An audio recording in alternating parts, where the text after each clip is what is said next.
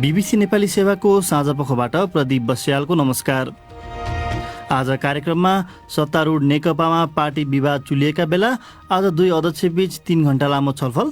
Party सङ्कटको निकास निकाल्न कसले के गर्नुपर्ने हो? हाम्रो आजको दायित्व पूरा गर्नका लागि जसले जे छोड्नुपर्छ त्यसका लागि तयार हुनुपर्छ। ओली सरकारका भारत लक्षित गतिविधि कति परिपक्व? अलिकति परिपक्वताको अदूरदर्शिता चाहिँ अलिकति हाम्रो पक्षबाट पनि हुन गयो। सत्ताबाट बाहिर निस्किँदाको बखतमा दिल्लीका मालिकसँग वार्ता गर्नुपर्छ भनेर हाम्रो पार्टीको अर्को अध्यक्षले पनि भन्नुभएको थियो। पूर्व राजदूत दीप कुमार उपाध्याय र नेकपा सांसद दीपक प्रकाश भट्टबीचको बीबीसी बहस। नेपालमा आज कोभिड-19 संक्रमितको अहिलेसम्मकै सर्वाधिक दैनिक वृद्धि र साउदी पत्रकार जमाल खशोगीको हत्या मामिलामा आजबाट टर्कीको अदालतमा सुनवाई सुरु।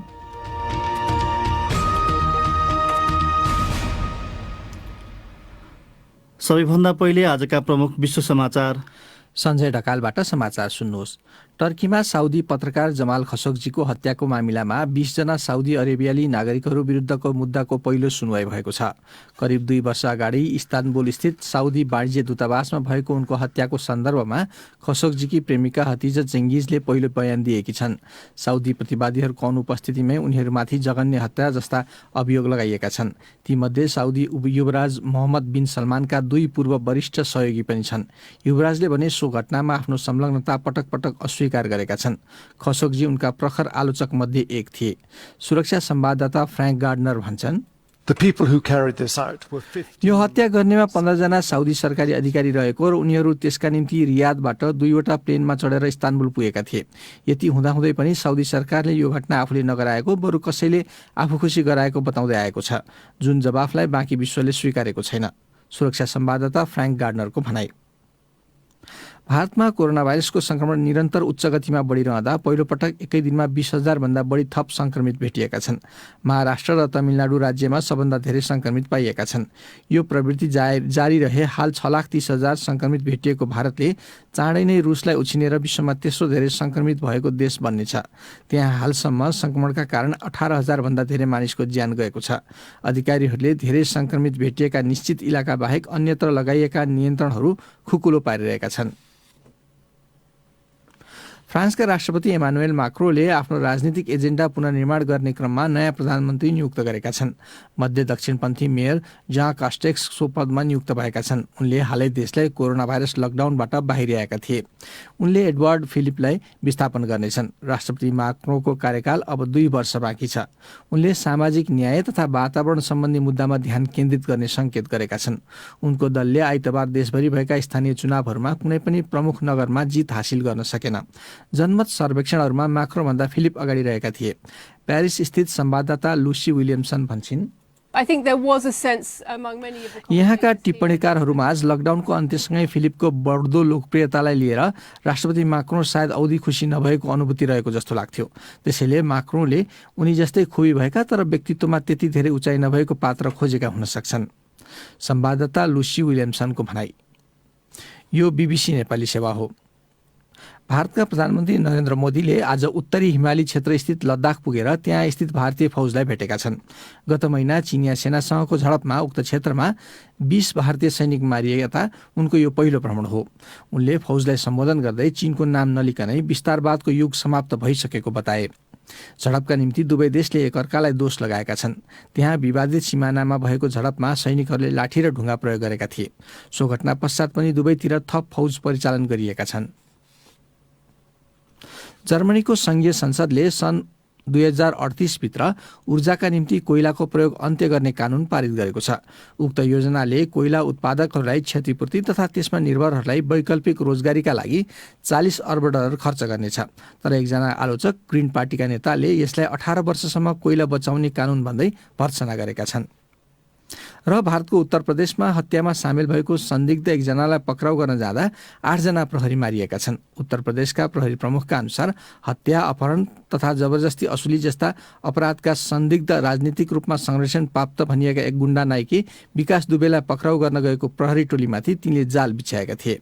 प्रहरी कानपुर नजिकैको उक्त स्थानमा पुग्दा सो गिरोहका सदस्यहरूले वरपरको घरको कौशीबाट स्वचालित हतियारबाट गोली हानेका थिए।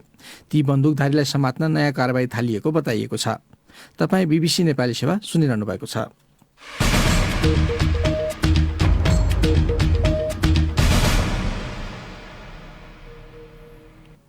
साँझपखमा पुनः स्वागत छ।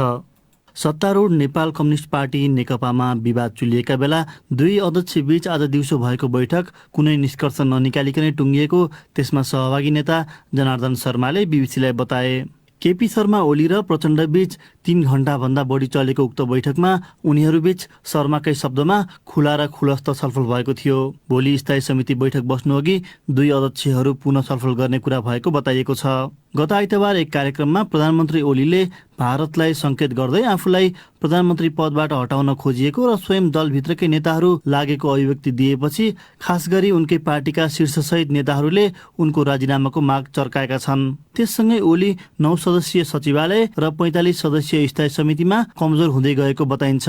त्यसयता आज बिहान सरकारका केही मन्त्रीहरूसहित दुवै पक्षका स्थायी कमिटी सदस्यहरू समेटिने गरी झण्डै 1 दर्जनको संख्यामा नेताहरू कृषि मन्त्री घनश्याम भुसालको निवासमा पार्टीको पछिल्लो तनावबारे छलफल गर्न भेला भएका थिए, जसबारे मन्त्री भुसालले भने, दुनियाँका सामने धेरै प्रश्न छ, त्यसले गर्दा लुकाइराख्नु पर्ने कुरा भएन। हामी कहाँ लामो समयदेखि थुप्रिएका समस्याहरू अलि बढी पार्टीको बैठकमा अलि मुखरित भएर आए, अलि बढी नै विवाद छ अहिले। अब एकापट्टि एउटा अध्यक्षले नछोड्ने भन्ने दुवै पद, अर्को अध्यक्ष र कतिपय नेताहरूले अब छोड्नै पर्छ भनिरहनु भएको छ। के छ त मिलन बिन्दु? त्यो मात्रै पनि कुरा छैन, दुईटा अध्यक्षका कुरा छन्, अरू नेताहरूका कुरा छन्, तल्लो कार्यकर्ता पङ्क्तिका कुरा छन्, जनताको बाहिर पब्लिकको कुरा छ। अब आज तपाईँले पनि पहल लिएर केही नेताहरूसँग छलफल गरेको भन्ने बुझियो।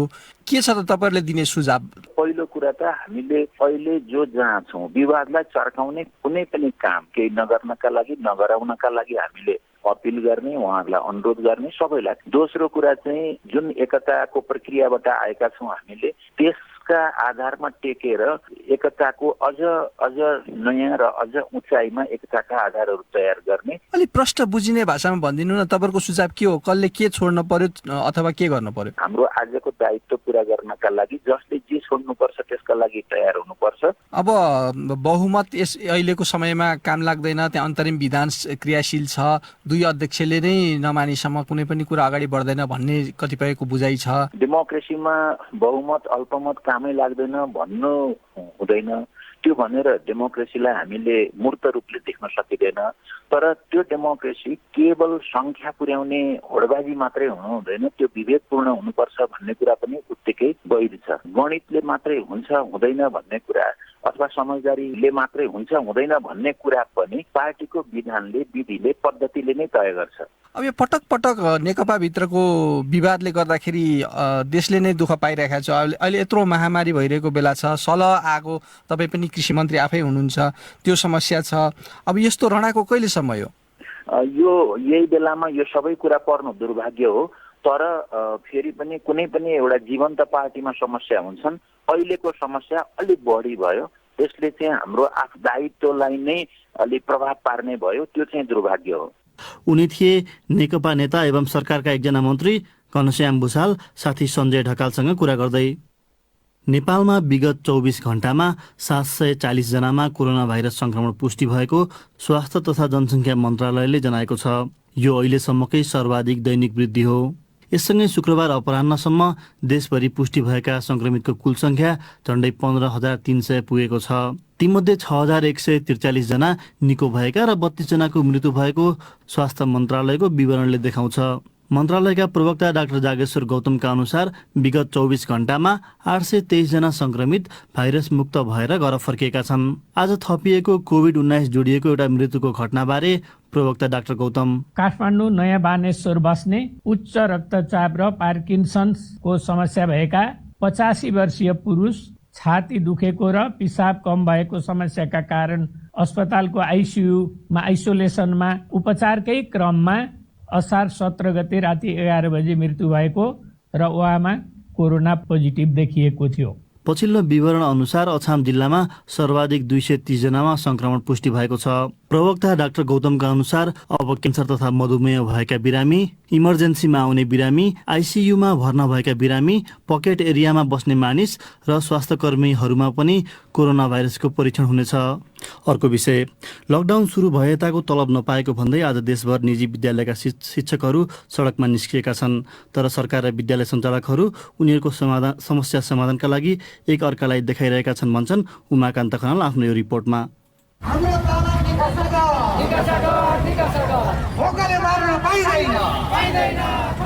कोरोना भाइरस संक्रमण नियन्त्रणका लागि गरिएको बन्दाबन्दी पछिदेखिको तलब निकासाको माग गर्दै आज देशभर निजी विद्यालयका शिक्षक शिक्षिका सडकमा निस्किए। एकजना शिक्षिका रमा सुवेदीले सञ्चालकहरूले चाहिँ 24 सम्मको नानीहरूको फी लिइसकेको, तर लास्टमा चाहिँ शिक्षकलाई तलब नदिएको कारणले गर्दाखेरि अब वैशाखको पनि हामीलाई राहत चाहियो भन्ने हिसाबले चाहिँ हामी बाहिर निस्केको। तलब नपाएका बेला सरकारले पनि कुनै वास्ता नगरेको अर्की शिक्षिका भावना निरौलाको भनाइ छ। राज्यले चाहिँ हाम्रो बारेमा केही नसुन्देकोले यो महामारीको अवस्थामा पनि सडकमा निक्लिन बाध्य भएका हुन्। शुल्क लिएरै शिक्षकहरूको तलब खुवाउनु पर्ने भएकाले त्यो सम्भव नभएपछि शिक्षकहरूलाई तलब दिन नसकिएको प्याप्सनका अध्यक्ष टीकाराम पुरी बताउँछन्। अभिभावकहरूले कसैले शुल्क तिर्नु भएको छैन, जसका कारणले शिक्षक कर्मचारीलाई हामीले तलबै दिन सकेका छैन। उहाँहरू सडकमा आउनु स्वाभाविक हो। निजी विद्यालयका सञ्चालकहरूले शिक्षकहरूको तलब निकासाको मागलाई सम्बोधन गर्नका लागि सरकारसँग सहुलियत ब्याज दरको ऋण मागेको र सोही विषयमा छलफल भइरहेको शिक्षा मन्त्रालयका प्रवक्ता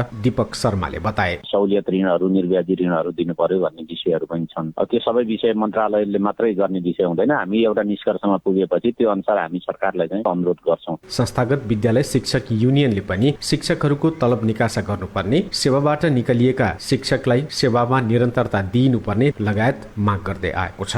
उमाकान्त खनाल, BBC, झापा। अब आजका देश बाहिरका खबर। 2 वर्ष अगाडि भएको साउदी पत्रकार जमाल खशोगीको हत्या मामिलामा आजबाट टर्कीको अदालतमा सुनवाई थालिएको छ। साउदी युवराजको कट्टर आलोचक खशोगीलाई इस्तानबुल स्थित साउदी वाणिज्य दूतावासभित्रै मारिएको थियो। BBC विवरणमा आधारित एक रिपोर्ट सञ्जय ढकालबाट। खशोगीको हत्याको मामिलामा साउदी युवराज मोहम्मद बिन सलमानका 2 पूर्व वरिष्ठ सहयोगी सहित 20 जना साउदी अरेबियाली नागरिकहरू विरुद्ध उनीहरूको अनुपस्थितिमै मुद्दाको सुनवाई थालिएको छ। साउदी युवराजले भने सो घटनामा आफ्नो संलग्नता पटक पटक अस्वीकार गरेका छन्, तर सो घटनाबाट उब्जिएको अन्तर्राष्ट्रिय आक्रोशले उनको छविमा क्षति पुगेको थियो। टर्किस अभियोजनकर्ताहरूले साउदी जासुसी निकायका पूर्व उपप्रमुख अहमद अल असिरी तथा शाही प्रेस सल्लाहकार साउद अल कतानी विरुद्ध उक्त हत्याको अगुवाई गर्दै त्यसमा संलग्नहरूलाई निर्देशित गरेको अभियोग लगाएका छन्। बाँकी 18 जनालाई खशोगीलाई अठ्याएको अभियोग छ। उनको शव हालसम्म पनि फेला परेको छैन। टर्किस अधिकारीहरूले उनको शरीर टुक्रा टुक्रा पारेर अज्ञात स्थलमा लगिएको हुन सक्ने भन्ने गरेका छन्। अब लागौँ भारत, जहाँ प्रधानमन्त्री नरेन्द्र मोदीले आज अचानक चीनसँगको सीमा तनावबाट गुज्रिरहेको लद्दाख पुगेर आफ्ना फौजहरूलाई सम्बोधन गरेका छन्। BBC विवरणमा आधारित एक रिपोर्ट कमल परियारबाट। गत महिना चिनिया सेनासँगको झडपमा उक्त क्षेत्रमा 20 भारतीय सैनिक मारिए यता उनको यो पहिलो भ्रमण हो। त्यहाँ उनले भारतीय फौजको वीरताको प्रशंसा गरे। उनले फौजलाई सम्बोधन गर्दै चीनको नाम नलिकनै विस्तारवादको युग समाप्त भइसकेको बताए। प्रधानमन्त्री मोदीका साथ सेना प्रमुख मनोज मुकुन्द नरवाडे पनि पुगेका थिए। गत महिना भएको झडपका निम्ति दुवै देशले एक अर्कालाई दोष लगाएका छन्। सो घटना पश्चात पनि दुवैतिर थप फौज परिचालन गरिएका छन्। यसबीचमा भारतले टिकटक सहित 60 वटा चिनिया एपमाथि प्रतिबन्ध लगाएको छ। आज शुक्रबार। अब सुनौ साप्ताहिक BBC बहस।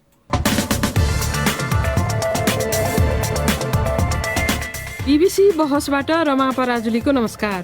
कोरोना भाइरसको महामारी चलिरहेका बेला सरकारले छिमेकी भारत लक्षित 3 वटा कुरा गर्यो। पहिलो, कालापानीदेखि लिम्पिया धुरासम्मको क्षेत्र समेटेर राजनीतिक नक्सा बनायो। दोस्रो, भारतमा जस्तै प्रावधान राख्ने भन्दै मुख्यतः भारतबाट नेपालीसँग बिहे गरेर आउने महिला लक्षित 7 वर्ष कुर्नुपर्ने भन्ने नागरिकता सम्बन्धी प्रक्रिया अगाडि बढायो। र यसै साताको सुरुमा प्रधानमन्त्री केपी ओलीले आफूलाई प्रधानमन्त्रीबाट बाहिर्याउन योजना बनिरहेको भनेर भारत लक्षित कुराकानी गरेपछि त्यो बाण अहिले फर्केर उनैतर्फ सोझिएको छ। नेपालले पछिल्ला दिनमा गरेका भारत लक्षित व्यवहार कूटनीतिक हिसाबले कतिको परिपक्व छन् र तिनले तत्काल र दीर्घकालमा ठुल्ठुला मुद्दा उल्झाउँछन् कि सुल्झाउँछन्? बहसका लागि हामीसँग हुनुहुन्छ भारतका लागि पूर्व राजदूत तथा नेपाली कांग्रेसका नेता दीप कुमार उपाध्याय र सत्तारूढ नेकपाका विदेश विभाग सदस्य तथा सांसद दीपक प्रकाश भट्ट।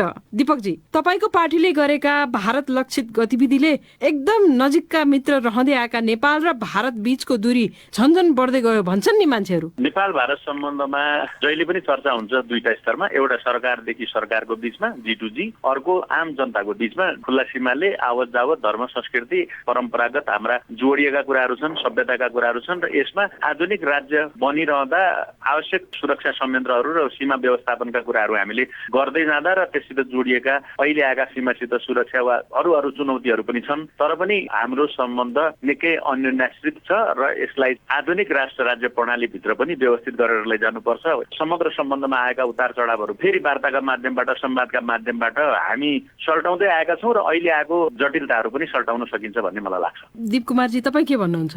अब सबै कुरो बदल्न सकिन्छ, रोल बदल्न सकिन्न, छिमेकी बदल्न सकिन्न। खास गरेर भारत र नेपालको सम्बन्ध त कुनै एउटा नेता कुनै एउटा पार्टीले कुनै कालखण्डमा स्थापित गरेको सम्बन्ध नभएको नाताले उतार चढाव त अलिकति समयक्रम अनुसारले आइराखेको हुन्छ। त्यसलाई चाहिँ हामीले पनि कहिले पनि त्यसलाई अब यही नै अब स्थायित्व हो भन्ने बुझ्नु हुँदैन, यसलाई सम्हाल्नुपर्छ। अलिकति कुटनीतिक परिपक्वताको अदूरदर्शिता चाहिँ अलिकति हाम्रो पक्षबाट पनि हुन गयो, जुन चाहिँ भइहाल्नु पर्दैन थियो। अरूले बोल्नुमा र अब खास गरेर प्रधानमन्त्री भनेको त राष्ट्रको अभिभावक नै हुन्छ होइन, उनको एउटा आफ्नो दलको मात्रै नभएर सम्पूर्ण राष्ट्रको अभिभावक हो। नक्साको प्रकरणमा सम्पूर्ण राष्ट्र एकजुट हुन सकेको थियो, भएको थियो। ती जगलाई बलियो बनाएर त्यो धरातलमा अचेललाई चाहिँ हामीले अगाडि जानुपर्ने अलिकति केही चुकहरू चाहिँ भयो, जसले गर्दाखेरि अलिकति भारतमा पनि चिसोपना नैराश्यता देखिएको छ। त्यो राम्रो पक्ष होइन, त्यसलाई हामीले समयमै यसलाई सुधार्नु पर्छ। दीपकजी, सुनिहाल्नुभयो, कूटनीति चाहिँ परिपक्व भएन जस्तो बोल्नु पर्थ्यो, प्रधानमन्त्रीले बोलेनन् र कति मान्छेले भन्छन् कूटनीतिमाथि राजनीति हावी भयो। आफ्नो छिमेकीसँग त मिलेर कसरी जाउँ भन्न पर्ने बेलामा यस्तो अपरिपक्व कुरा गर्दा देशलाई फाइदा हुन्छ? दुईटा डाइमेन्सनबाट हेर्नुपर्छ होला रमाजी। पहिलो कुरा, नक्सा प्रकाशित गर्ने कुरा नेपाली सार्वभौम जनताले र पछिल्लो 60-70 वर्षको नेपालको इतिहासमा हामीले आफ्नो अतिक्रमण गरेको भूमिलाई आफ्नो नक्सामा राखेर प्रकाशित गर्नु उपलब्धिपूर्ण कुरा हो र यसमा त सबै राजनीतिक दल र सबै एक ठाउँमा उभिएको अवस्था हो। जहाँसम्म पछिल्लो स्टेटमेन्टलाई लिएर भन्नुभयो, त्यो स्वाभाविक रूपमा प्रधानमन्त्रीको हैसियतबाट उहाँले नबोलेको भए राम्रो हुन्थ्यो भन्ने मलाई पनि लागेको छ र त्यो आम विश्लेषकहरूले पनि भनिरहेका छन्। किनकि सत्ताबाट बाहिर निस्किँदाको बखतमा दिल्लीका मालिकसँग वार्ता गर्नुपर्छ भनेर हाम्रो पार्टीको अर्को अध्यक्षले पनि भन्नुभएको थियो। हामीले त्यति बेला पनि भन्यौँ यो तहको यस्ता कुराहरू नगर्नुहोस्। कुनै बेला 1950 देखि नेपालमा आएका पोलिटिकल चेन्जहरूलाई भारतसित अघि मैले भनेको सम्बन्धको आधारमा बेला बेलामा हामीले सहयोग पनि लिएका छौँ, बेला बेलामा उसले दुःख पनि दिएको छ, ब्लकेट गरेको छ, तर त्यसलाई फेरि हामीले वार्ता संवादबाट समाधान गरेका छौँ। आधुनिक राष्ट्र राज्य बन्ने क्रममा अझै यसलाई व्यवस्थित गर्दै लैजाने जिम्मेवारी पनि तपाईँ हाम्रो छ।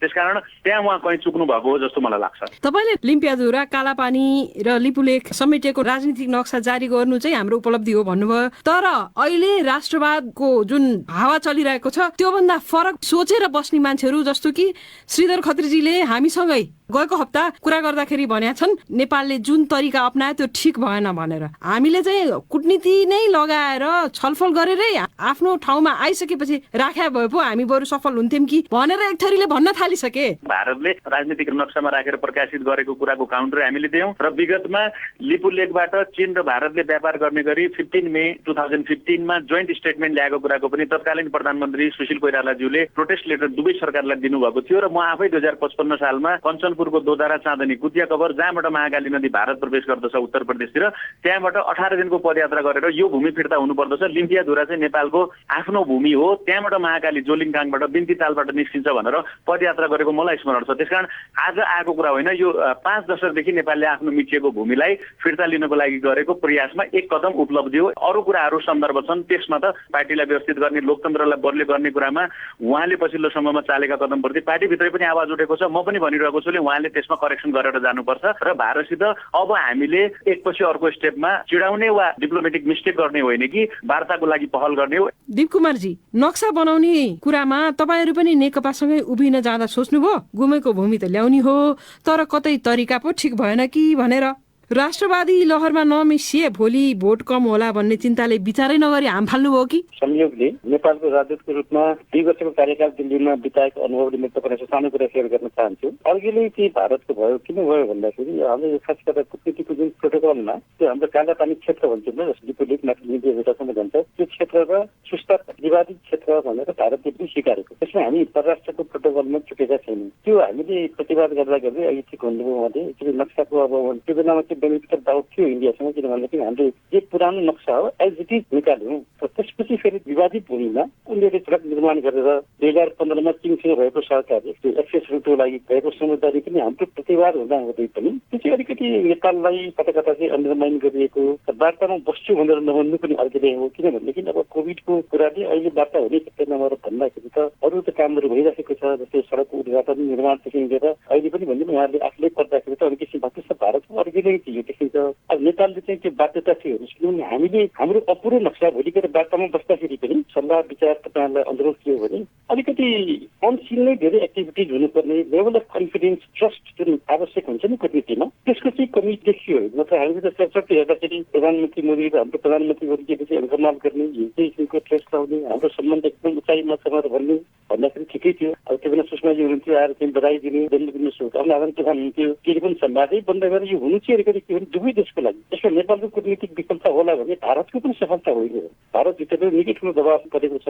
त्यहाँका सेना प्रमुखका, त्यहाँका रक्षा मन्त्रीका पनि अलिकति पहिलेका भन्दा भर्सन टोनहरू चाहिँ चेन्ज भएको छ होइन। हामी वार्ताबाट सम्बोधन गरिएर सबभन्दा जरुरी चाहिँ प्रधानमन्त्री र परराष्ट्र मन्त्रीले चाहिँ आधिकारिक रूपमा अझै बोलेका छन्, जुन चाहिँ अत्यन्त कुटनीतिक महत्त्वपूर्ण छ। नेपालको पनि मैले धेरैचोटि भनेको छु, परराष्ट्र मन्त्री र प्रधानमन्त्रीले बोल्दाखेरि अत्यन्त सन्तुलित, अत्यन्त दूरदर्शी, अत्यन्त परिपक्व कूटनीतिक शब्दहरू प्रयोग गरौँ है, हामी नचुकौँ भन्दा भन्दै पनि अलिकति हाम्रो तर्फबाट चुकहरू भयो। हामीले अब भारतसँग नक्सालाई स्वीकार्य बनाउनुको लागि जसरी पहिले चेकपोस्टहरूबाट भारतीय सैनिकहरू सम्मानजनक हिसाबबाट उनीहरू हटे, यता जाबो त्यो तपाईँको बाढी आएको बेलामा सत्तर कार्यालय बिहार त्यो बन्द गर्नलाई गाह्रो भयो। प्रशासन यन्त्रले मान्नै नमान्ने, दुईटा प्रधानमन्त्री बिचको चाहिँ प्रत्यक्ष संवादबाट बल्ल बल्ल त्यो हटाउन हामी सफल भयौँ, हट्यो। आम सर्वसाधारणमा पनि भारतले चाहिँ दादागिरी गर्छ, हामीलाई हेप्न खोज्छ भन्ने छ। तपाईँहरूले अहिले गरेको कुरा पनि त्यस्तै सुनियो भनेपछि त नेपाल र भारत बीच अहिले जे भइरहेछ त्यो ठिक भयो, सम्बन्ध टाढियोस् भनेर बसे भइहाल्यो नि त। भारतले हेप्ने भन्दा पनि हाम्रोताको लघुतावासमा सधैँभरि रहने हाम्रो कमजोरी हो। परराष्ट्र नीतिको बारेमा, सुरक्षा नीतिको बारेमा सम्पूर्ण नेपाल एकजुट हुने हो भने धेरै फरक पर्छ।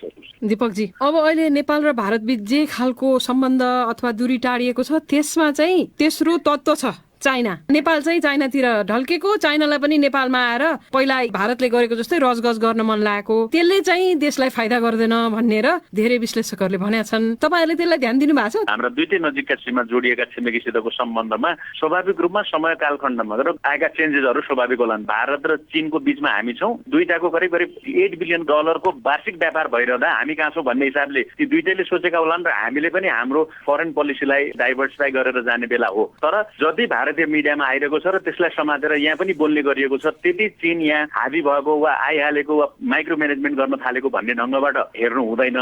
भारतीय सञ्चार माध्यमको मात्रै होइन दीपकजी, जति जति बेला नेपालमा तपाईँहरूको बीच केही विवाद हुन्छ, चिनिया पक्ष आएर मिलाइदिने, मिल भन्ने, अनि तपाईँहरूको विदेश मामिलाको त्यत्रो ठुलो जमात बसेर चिनियाहरूसँग कुरा गर्ने, त्यही कुरा भारतसँग गर्यो भने भारतमुखी भन्नुहुन्छ तपाईँहरू, तर चीनसँग बसेर गर्नुहुन्छ तपाईँहरू। त्यसो भएपछि चीनसँग ढल्केको भनेर भारतीय मिडियाले भनिदिनु पर्छ र हामीले पनि देखिरहेछौँ नि। चीन जसरी विश्व राजनीतिको रङ्गमञ्चमा प्रभावकारी त्यसरी आइरहेको छ, त्यो सन्दर्भमा ऊ नेपालमा पनि फरक ढङ्गले हिजोको भन्दा आइरहेको होला। त्यसलाई हामीले कसरी एनालिसिस गर्ने र स्टेपहरू कसरी भिजिबल बढी भयो, कसरी देखिन थाल्यो भन्ने कुरा एउटा एनालिसिस गर्नुपर्ने होला। भारत हिजो एम्बेसडर चाहिँ नेपालको क्याबिनेटमा बस्नेदेखि लिएर आज बोलाएर हामीले प्रोटेस्ट लेटर दिने भयौँ। भारतले गरेकै ब्लकेटका कारणले चीनका पारवहन सम्झौता गर्यौँ नि त, त्यो त उसलाई नै धन्यवाद दिइरहेछौँ त हामी। दीप कुमारजी, नेपाल र भारतको बीचमा भारतले सधैँ बीपी कोइरालाको पालादेखि नै चाइनातिर ढल्किने हो कि नेपाल भन्ने उनीहरूमा बडो संशय देखिन्छ। यो एकदम सन्तुलित पारेर जानलाई हामीसँग के कमी छ? पार्टी टु पार्टी हुनसक्छ, नेपाली काङ्ग्रेस हुनसक्छ, उहाँको नेकपाको हुनसक्छ होइन, अरू पार्टीको हुनसक्छ, आफ्नो पार्टी टु पार्टी एग्रिएसन आज सबैसँग हुनसक्छ। तर सरकार नै त्यसमा संलग्न गरेर जाँदाखेरि चाहिँ अलिकति शङ्काहरू उठेको छ। तर तासँग इन्डियन मिडियाको प्रश्न ब्रेकिङ न्युजको नाममा चाहिँ त्यसको चाहिँ त्यति अवसरमा देख्दैन। दुईटा मिल्दाखेरि पनि हामीलाई विपद जस्तै भन्छ, रिपोर्टलाई नै त्रिदेशीय बिन्दु भनेपछि त भारत र चीन मिलेर भन्यो भने त हामीले माइनस भयौँ। हामीले 2032 सालबाट मात्र नक्साको बारेमा विवाद गरेको, बाँकी त हाम्रो एभिडेन्स सारा प्रमाण हाम्रो नक्सा आफ्नै थियो, त्यसमा हामीलाई पनि कमजोरी छन्। यो महाकाली सन्धि गर्दाखेरि दिपकजीले भन्नुभयो ओजोन स्थलको बारेमा धेरै चर्चा भयो, त्यसलाई हामीले चाहिँ अलिकति स्थापित गर्न सकेनौँ, त्यो पनि हुँदैन थियो। त्यहाँका सम्पूर्ण नागरिकहरू नेपालको शासन प्रशासन अन्तर्गत यहाँ भोट हाल्ने यहाँका नागरिक यहाँको प्रशासन थियो, सबै हामीले गिभअप गर्यौँ। प्रमाण हाम्रो आधिपत्य उनीहरूको, कब्जा उनीहरूको। दीप कुमारजी, हामीसँग प्रमाण छ भन्ने पनि कुन अफिसमा छ प्रमाण, तपाईँलाई थाहा छ? होइन यो त हेर्नुहोस्, ऐतिहासिक तथ्य त त्यहाँका बासिन्दाले नै भन्छ नि। पहिले कुनै समयमा हामी अहिले त त्यहाँका बासिन्दासँग हामीले बीबीसीले कुरा गर्न खोज्दा धेरै जसोले भारतीय नागरिकता लिइसकेका रहेछन्, अनि यस्तो कुरा गर्ने हामी त उतै हो भनेर उतै लाग्छन्। पुरानो कुरा सुन्ने अवस्था छैन हामीले। नेपालले त्यो विगत ठाउँको वास्तै गरेन। अहिले पनि दार्चुलाबाट तेह्रनी बाटो नभएर बल्ल नेपाली सेनाले खन्दैछ घोडेको बाटोसम्म, त्यसलाई फेरि रिभाइभ गर्न खोज्दैछ। न त भनेदेखि नि हाम्रो त कुनै यतिसँग भनेन, अहिलेसम्म पहुँचै पुगेन, ध्यानै पुगेन। हाम्रो त त्योभन्दा बढी कमजोरी के भन्छ र? नक्सा प्रमाण पनि छ र नक्सा कुन अफिसमा छ? नदीको ओरिजिन कहाँ भयो र कुन नदी मूल नदी हो भन्नका लागि त महाकाली नदीमा आउने सबै नदीहरू हेर्दै गयो भने लिपु खोलाबाट आउने नदी र लिम्पियाधुराबाट आउने नदी 10 गुणा ठुलो देखेपछि त हाइड्रोलोजीको सिद्धान्तबाट पनि हाइड्रोलोजीको सिद्धान्त होला। तर तपाईँहरूले जे नक्सा हामीसँग छ भन्नुहुन्छ, तर फेरि व्यवहारमा चाहिँ एउटा कमिटी बनाउनुहुन्छ नक्सा खोज्नलाई। आफ्नो दस्तावेज बलियो छैन, हाम्रो छ मात्रै भनेर भएन, मान्दैन उसले। दस्तावेजहरू त थप सङ्कलन गर्नका लागि र थप सहजीकरण गर्नका लागि होला, किनकि वार्तामा बस्दा हिस्टोरियनहरू जोग्राफरहरूदेखि लिएर अरू एङ्गलबाट कन्ट्रिब्युसन होस् र विभिन्न सहयोग पुगोस् भन्ने हिसाबले होला। नगेन्द्र प्रसाद रिजाल प्रधानमन्त्री हुँदा 1973 मा त्यही गाउँको छाङरुकै बासिन्दा बहादुर सिंह ऐतवालले भारतको उत्तर प्रदेश सरकारको मुख्यमन्त्री र कुमाऊको कमिसनरलाई ज्ञापन पत्र दिएर यो भूमिबाट भारतीय सुरक्षा फौज हटाऊ भनेर पञ्चायत कालको अर्ली फेजमा भन्नुभएको छ। अब हामी व्यवस्थित भएर जानु पर्यो। त्यो व्यवस्थित हुने क्रममा विज्ञ समूह वा परामर्श समूह जसले भए पनि वा इन्डिभिजुअली कसैले नाप नक्सा प्रमाणहरू राखेका छन् भने पनि कलेक्सन गर्नुपर्ने त होला नि त वार्ताको लागि, तयारीका लागि। तपाईँले भन्नुभयो दीपकजी, अब सदियौंदेखिको अनन्याश्रित सम्बन्ध जुन छ भारतसँग, त्यो हामी पूर्ववत बनाउने कि नयाँ बनाउने कि? पूर्ववत भन्ने कुनै सन्दर्भले हुँदैन। इतिहास र समयको कालखण्डले तपाईँ र मैले कुरा गर्दाको सुरुको बेलादेखि यहीँसम्म धेरै समय घर्किसक्यो। अब भारतसित नयाँ उचाइमा नयाँ सम्बन्ध बनाउने हो। अब दीप कुमारजी, भारतसँगको सम्बन्ध जस्तो राम्रो सम्बन्ध थियो एकदम नजिकको सम्बन्ध गर्ने कि नयाँ सम्बन्धमा जाने? नयाँ उचाइ भनेर फेरि हामीले दुईटै छिमेकीलाई चिन्तित बनाउनु, तर्साउनु अथवा शङ्का गर्ने बाटो दिनुभन्दा हामी हाम्रो भूमिको उपयोगबाट दुवै देशलाई कुनै पनि किसिमको असुरक्षा हुन दिँदैनौँ भन्ने कुरामा ग्यारेन्टी गरेर पञ्चशीलको सिद्धान्त हाम्रो जुन न्युट्रालिटी थियो दुवै देशप्रति नि त्यो सन्तुलित हिसाबबाट हेर्नुहोस्, हामीले दक्षिण उत्तर दुईटै छिमेकीलाई हामीले सन्तुलित व्यवहार विश्वासमा लिन सक्यौँ भने बाँकी अटोमेटिकली ठिक हुँदै जान्छ। पहिला एउटा प्रधानमन्त्री अर्को देशमा जाँदाखेरि प्रोटोकलै पुरै बिर्सेर एउटा प्रधानमन्त्री नै स्वागत गर्न आउने भारतको पनि देखिया थियो, नेपालबाट पनि देखिया थियो। एकदम सौहार्द सम्बन्ध पानी बाराबारमा पुगिसक्यो, कसरी होला त्यो सम्भव? एउटा हाम्रो विषयले हुनुहुन्न, सुषमाजीसँग सोधेको थिएँ मैले हाम्रो नाकाबन्दीपछि नि, सुषमाजी तपाईँ जस्तो प्रधानमन्त्री, मोदीजी जस्तो प्रधानमन्त्री भएर नेबरहुड फर्स्ट पोलिसीमा नेपाल त नियरेस्ट भन्दै यत्रो नेपाली जनताले दुःख बेहोर्नु पर्यो, के हो, कसरी चाहिँ पार लाउने हो, के हुन्छ? नेपालमा त फेरि अहिले अझै अस्तित्व छ। संविधान बनेपछि नयाँ चुनावपछि बल्ल अन्तरिम सरकार आउँछ, त्यो बेला तपाईँले राम्रो प्रयास गर्नुपर्छ भन्ने चाहिँ उहाँले हाँसेर त्यो पुरानो कुरोलाई बिर्स्यौँ र नयाँ चाहिँ सुरुवात गर्नुपर्छ र नेपाली कोर इस्युजहरूको बारेमा भारतसँग के अपेक्षा गर्दछ र भारतले नेपालसँग के अपेक्षा गर्ने भन्ने बारेमा डायलग हुनुपर्छ भन्ने त्यो कुरा मैले देखिरहेको थिएँ। सबभन्दा अहिलेको अस्तिलोपन भनेको त्यो, त्यसको बारेमा चाहिँ संवाद प्रत्यक्ष अप्रत्यक्ष कतै मैले पाइरहेका छैन। यो बारेमा गम्भीर हुनै पर्दछ। परराष्ट्र मन्त्री, प्रधानमन्त्री, पार्टीहरूले चाहिँ यो बारेमा गम्भीरताका साथ सोच्नुपर्छ। हामीले नि अत्यन्त सन्तुलित व्यवहारबाट हामी सोच्नु हुँदैन। हस् त, नेपाली काङ्ग्रेसका नेता तथा भारतका लागि पूर्व राजदूत दीप कुमार उपाध्याय र नेकपाका सांसद दीपक प्रकाश भट्टलाई धेरै धन्यवाद। र बीबीसी बहस प्रस्तुत गर्दै थिइन् साथी रमा पराजुली। अब आजका मुख्य समाचार संक्षेपमा। मानवाधिकारवादी समूह एमनेस्टी इन्टरनेसनलका टर्की स्थित पूर्व प्रमुखलाई आतंकवाद सम्बन्धी अभियोगमा दोषी ठहर गर्दै जेल सजाय गरिएको छ। टर्कीमा साउदी पत्रकार जमाल खशोगजीको हत्याका मामिलामा 20 जना साउदी अरेबियाली नागरिकहरू विरुद्धको मुद्दाको पहिलो सुनवाई भएको छ। भारतमा कोरोना भाइरसको संक्रमण निरन्तर उच्च गतिमा बढिरहँदा पहिलोपटक एकै दिनमा 20,000 भन्दा बढी थप संक्रमित भेटिएका छन्। फ्रान्सका राष्ट्रपति एमानुएल माक्रोले आफ्नो राजनीतिक एजेन्डा पुनर्निर्माण गर्ने क्रममा नयाँ प्रधानमन्त्री नियुक्त गरेका छन्। भारतका प्रधानमन्त्री नरेन्द्र मोदीले आज उत्तरी हिमाली क्षेत्रस्थित लद्दाख पुगेर त्यहाँ स्थित भारतीय फौजलाई भेटेका छन्। र भारतको उत्तर प्रदेशमा हत्यामा सामेल भएको संदिग्ध एकजनालाई पक्राउ गर्न जाँदा 8 जना प्रहरी मारिएका छन्।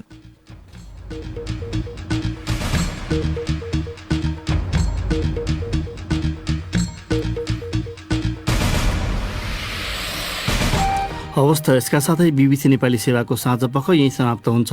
हामीलाई भने सोमबार बिहान 7:15 बजेसम्मका लागि बिदा दिनुहोस्। नमस्कार।